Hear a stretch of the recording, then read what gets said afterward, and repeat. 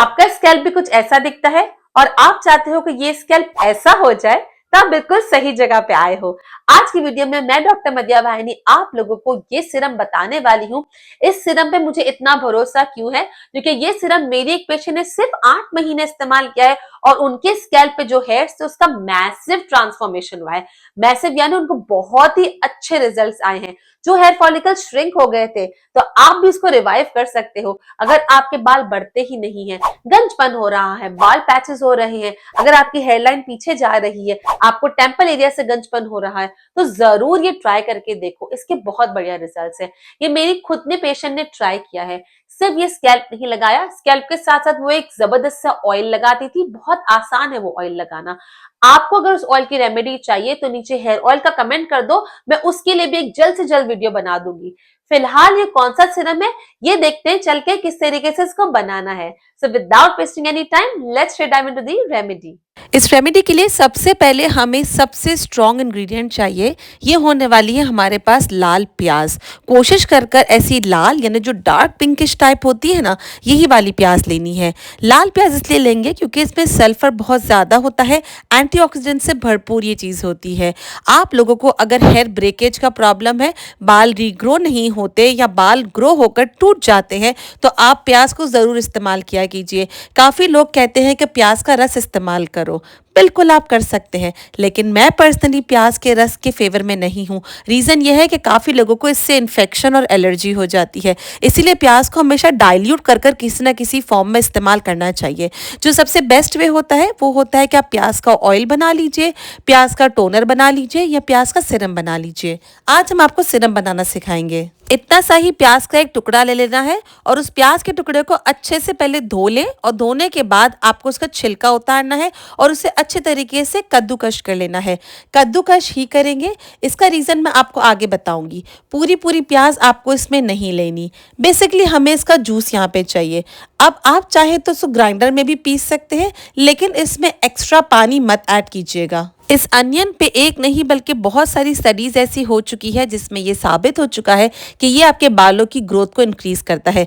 2002, 2017, 2018 की स्टडीज़ भी इसमें बहुत मशहूर है। अगर आपने आज से पहले अनियन किसी भी रेमेडी में इस्तेमाल किया है तो आप यहाँ पर बिना किसी डरे इसको इस्तेमाल कर सकते हैं, लेकिन अगर आप पहली दफ़ा अनियन को इस्तेमाल कर रहे हैं तो ये सिरम आप बहुत ही कम बनाइएगा। थोड़ा सा ही बनाकर पहले इसको अच्छे से पैच टेस्ट कर लीजिएगा। पैच टेस्ट के लिए जो सबसे बेहतरीन जगह होती है वो कान के पीछे का हिस्सा होता है। अगर आपको सूट करता है तो आप इसको इस्तेमाल कर सकते हैं। वैसे हम जिस कंडीशन में इसको बना रहे हैं ये बिल्कुल भी कंसनट्रेटेड नहीं है, ये बिल्कुल डाइल्यूटेड फॉर्म में बनेगा। इतना डाइल्यूटेड कि इसके बेनिफिट्स भी आपको मिल जाएंगे और इससे कोई नुकसान भी नहीं होगा। लेकिन फिर भी नेचुरल चीज़ें हैं, इनका कोई नुकसान नहीं होता। लेकिन अगर आप एक दफ़ा छोटा सा पैच टेस्ट कर लेंगे तो आपको भी इसमें इत्मीनान हो जाएगा। तो बेसिकली आप देख सकते हैं कि इतना ये बनकर रेडी हुआ है। आपको इसके ऊपर से सिर्फ इसका जूस ले लेना है। अगर थोड़ा बहुत पल्प इसमें आ जाता है तो घबराने की कोई बात नहीं है, क्योंकि यहाँ पे रेमेडी कंप्लीट नहीं हुई है। आगे जैसे इसको अभी हम ट्रांसफॉर्म करेंगे, आप खुद देखेंगे कि इसमें सिर्फ सिरम ही रह जाएगा। नेक्स्ट इसमें लेने वाले हैं जिंजर। जिंजर इस रेमेडी के लिए बहुत ज़रूरी है। जिन लोगों को गंजपन हो चुका है, जिनके बाल नहीं आते, आप जिंजर इस्तेमाल कीजिए, क्योंकि जिंजर में जिंजरॉल होता है, विटामिन B6 होते हैं, एंटी माइक्रोबियल प्रॉपर्टी होती है, क्या कुछ नहीं होता। लेकिन जो मेन मकसद है मेरा यहाँ पे जिंजर लेने का वो ये है कि ये जिंजर आपका DHT इनहिबिटर होता है। DHT ऐसा हार्मोन होता है जो कि आपके गंजपन को कॉज करता है। अगर हम उस हार्मोन को रोकना चाहते हैं तो आपको आज से ही जिंजर इस्तेमाल करना शुरू कर देना चाहिए। ये आपके स्कैल्प पे जाकर आपकी ब्लड की सर्कुलेशन को बढ़ाता है। अब अगर आपके हेयर फॉलिकल्स को ऑक्सीजन मिलती रहेगी तो ही तो आपकी न्यू हेयर रिग्रोथ होगी। इतना सा ही जिंजर का पीस लेना है, छिलका उतारने की जरूरत नहीं है। इसको अच्छे से पहले वॉश कर लेना है ताकि इसमें से सारी कंटामिनेशन निकल जाए, और इसे भी हमें कद्दूकश करना है। जिंजर को आप चाहे तो छोटे छोटे पीस में काट सकते हैं, लेकिन उसका जूस नहीं निकलेगा। इसके लिए जैसे मैं आपको बता रही हूँ आपको वैसे ही इसको बनाना है ताकि इसके पूरे पूरे बेनिफिट्स आपको मिल सके। देखिए इसमें मेहनत ज़्यादा है, लेकिन इसमें आपको बिल्कुल भी सुस्ती नहीं करनी। अगर चाहते हैं कि आपके बालों की ग्रोथ अच्छी से हो तो आप इस रेमेडी में थोड़ी बहुत मेहनत ज़रूर कर लीजिएगा, एंड आई एम श्योर मेरी यूट्यूब फैमिली ज़रूर मेहनत करेगी। काफ़ी लोग ये बात नहीं जानते कि अदरक और साथ ही साथ अनियन यानी प्याज, ये दोनों चीज़ें आपकी प्रीमेच्योर और ग्रेइंग यानी वक्त से पहले जो बाल सफ़ेद हो जाते हैं ना, उनको भी प्रिवेंट करता है। ये काफ़ी लोग बात नहीं जानते, लेकिन क्योंकि आप हमारे चैनल डॉक्टर मदिया भायानी पे है, इसके लिए आपको पूरी साइंटिफिक नॉलेज इसमें दी जाती है। अगर मेरी प्यारी फैमिली में से कोई इसके और भी बेनिफिट जानता है जो हम नहीं जानते, तो please do comment down below ताकि हमें भी उसकी बेनिफिट पता चल सके। प्याज और अदरक का रेशो ऑलमोस्ट सेम ही होगा। जितनी क्वांटिटी आपने प्याज का अर्क यानी प्याज का रस लिया है, उतना ही आपको जिंजर का भी लेना है। अभी जो जिंजर आपने इस तरीके से कद्दूकश की थी, अगर आप उसको प्रेस करेंगे आप देख सकते हैं इसमें से अच्छा खासा जूस आ रहा है। अब जो नीचे कद्दूकश होकर अदरक रह गई है ना, उसको भी आप एज इट इज इसमें ही रहने देंगे। अदरक वैसे तो बहुत सेफ होती है, लेकिन अगर आपको किसी वजह से सूट नहीं करती या आप श्योर नहीं है, तो आप इसका भी पैच टेस्ट ले सकते हैं, जैसे कि आपने प्याज का पैच टेस्ट लिया था। अब इसमें जाएगा लहसुन यानी कि गार्लिक। हम सबको ये बात तो पता है कि सल्फर अनियन में होता है, लेकिन ये बात कोई नहीं जानता कि वही सल्फर आपके गार्लिक में भी होता है। लेकिन हम गार्लिक सिर्फ सल्फर के लिए नहीं ले रहे, क्योंकि सल्फर के लिए तो ऑलरेडी हम प्याज यानी अनियन ले चुके हैं। गार्लिक में मौजूद सल्फर के साथ साथ इसमें होता है सेलेनियम, जो कि आपके बालों को मजबूत करता है, रूट्स को मजबूत करता है, बालों में शाइन देता है। इसमें मौजूद विटामिन्स आपके बालों को मजबूती देते हैं, आपके बालों को काला रखने में भी मदद करते हैं। जितने इंग्रेडिएंट्स मैंने अब तक आपको बताए हैं, चाहे वो प्याज हो, चाहे वो अदरक हो, या चाहे वो लहसुन हो, तीनों चीजें ऐसी हैं जिन पे साइंटिफिक रिसर्च हो चुकी है। हमारे चैनल पे आपको साइंटिफिक बातें ही मिलेंगी, ताकि आपको कोई भी इंग्रेडिएंट यूज करने से पहले पूरा कॉन्फिडेंस हो। आप चाहे तो इसके बारे में खुद भी गूगल पे पढ़ सकते हैं, लेकिन आई नो आजकल का दौर इतना बिजी है, हम इतने मसरूफ होते हैं कि हमारे पास टाइम नहीं है। इसलिए मैं डॉक्टर मदिया भायानी आप लोगों को हेयर केयर से रिलेटेड हर एक इन्फॉर्मेशन साइंटिफिक बेस वाली ही प्रोवाइड कर देती हूँ। अब इसका भी इतना अच्छा सा जूस निकल चुका है, इसकी क्वांटिटी भी ऑलमोस्ट सेम ही होगी। तकरीबन मैंने 2 से 3 ही लहसुन इसमें यूज किए थे। जूस आपका उतना ही निकलना चाहिए जितना प्याज का और जिंजर का पहले हमने निकाल कर इस बोल में रखा था। अब इसमें जाने लगी है एक ग्रीन शिमला मिर्च। पूरी नहीं डालनी, मैं बताती हूँ कि कितनी डालनी है। ग्रीन शिमला मिर्च में मौजूद होते हैं विटामिन सी और कोलेजन। अब कोलेजन का नाम सुन के आपको लगेगा कि कोलेजन तो स्किन के लिए होता है। नहीं, कोलेजन आपके बालों में भी होता है। आपको इतनी सी ही शिमला मिर्च लेनी है और इसको आपको कद्दूकश नहीं करना। इसको छोटे छोटे पीसेस में बिल्कुल बारीक रैंडम पीसेस में काटना है और इसमें ऐड कर देना है। आप लोगों के लिए मैंने एक बहुत ही ज़बरदस्त सा शिमला मिर्च का एक ऑयल बनाया है। वो इतना ज़बरदस्त सा ऑयल है कि उसके अब तक 100% रिजल्ट्स हैं। अगर आप चाहते हैं उस ऑयल को देखना, तो अभी नीचे हेयर ऑयल का कमेंट कीजिए और मैं नेक्स्ट वीडियो उसकी ले आऊँगी। लेकिन अगर मुझे ज़्यादा कमेंट मिलेंगे तो ही वो नेक्स्ट वीडियो आने वाली है। अब इन सारे इंग्रेडिएंट को हमें एक साथ एक छोटे से जार में डाल देना है। ये जार ऐसा होगा जिसमें हम अभी इसे ग्राइंड करेंगे। आपके पास अगर कोई छोटा चॉपर है, कोई कॉफी ग्राइंडर है, या कोई छोटा सा जूसर है, तब उसमें भी डाल सकते हैं। लेकिन इसमें ख्याल इस बात का रहेगा कि हम इसे ग्राइंड करते वक्त पानी नहीं ऐड करेंगे।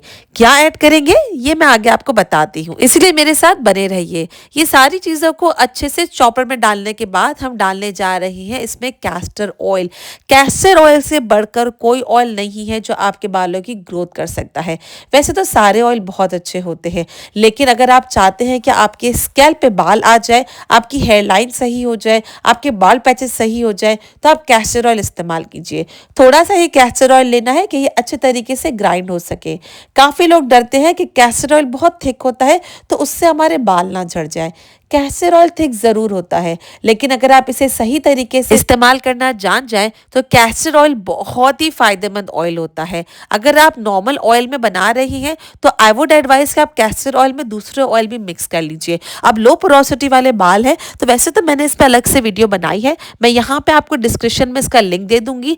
उसमें आप आलमंड ऑयल मिक्स कर सकते हैं, आर्गन ऑयल मिक्स कर सकते हैं। अगर आपके हाई पोरोसिटी या मीडियम पोरोसिटी है तो कैस्टर ऑयल में आप साथ ही साथ कोकोनट ऑयल मिक्स कर सकते हैं। लेकिन अगर आप सिरम बनाते हैं तो आप खाली कैस्टर ऑयल भी इसमें ऐड कर सकते हैं, क्योंकि हम प्लेन कैस्टर ऑयल अपने बालों में नहीं लगा रहे, हम इसको सिरम बनाकर यूज करेंगे, इसीलिए इसकी जो तासीर है वो चेंज हो जाएगी। अब इसको एक पतली सी छन्नी लेके आपको इसको छान लेना है। पतली ही छन्नी होनी चाहिए। अगर आप इससे मोटी छन्नी लेंगे तो जो इसके मोटे मोटे पीसेस रह गए थे, जैसे कि शिमला मिर्च का या कोई पल्प अगर रह गया है, तो वो इसमें रिमेनिंग रह जाएगा, जो कि हम नहीं चाहते। इसके पेस्ट को अच्छे से आपको बारीक सी छन्नी से छान लेना है। इस काम में थोड़ी सी मेहनत और थोड़ा सा ही एक्स्ट्रा टाइम रिक्वायर्ड है, प्लीज इसको तभी बनाइएगा जब आपके पास 10 से 15 मिनट हो। 10 मिनट में ये रेमेडी बन जाती है, लेकिन अगर आप जल्दबाजी करेंगे तो इतना बढ़िया सा सिरम नहीं बनेगा। बिल्कुल गाढ़ा गाढ़ा सा पल्प वाला सिरम बन जाएगा और वो आपको लगाने में दिक्कत हो सकती है। कोशिश कर कर जैसे मैं लिक्विड सा सिरम बना रही हूँ वैसे ही आपको भी इसको बनाना है। अगर आप चाहें तो कैस्टर ऑयल की जगह यहाँ पर ऑलिव ऑयल ले सकते हैं, लेकिन ऑलिव ऑयल या कैस्टर ऑयल में से ही आपको कोई एक चीज लेनी है। मैंने कैस्टर ऑयल लिया है क्योंकि हमें इसको सिरम फॉर्म में बनाना है। आप देख सकते हैं, मैं आपको हाथ में लगा के दिखाती हूँ। इस तरीके से ये हल्का हल्का से स्टिकी फॉर्म में ही बनना चाहिए, बहुत लिक्विड फॉर्म में नहीं बनना चाहिए। इस तरीके से अगर आप अपनी फिंगर्स को करके देखेंगे तो आपको इतना स्टिकी पना इसमें रहने देना है। लेकिन अभी ये बनके रेडी नहीं हुआ है। अभी हम इसमें एक ऐसी और चीज डालेंगे जो कि आपकी स्कैल्प की सर्कुलेशन को 100% बढ़ा देगा, और यह है रोजमेरी एसेंशियल ऑयल। हमने अब तक इसमें जितने भी इंग्रेडिएंट डाले हैं ना, वो सब आपके स्कैल्प पे जाकर आपके रूट्स में हेयर फॉलिकल्स को जिंदा करने का काम करते हैं।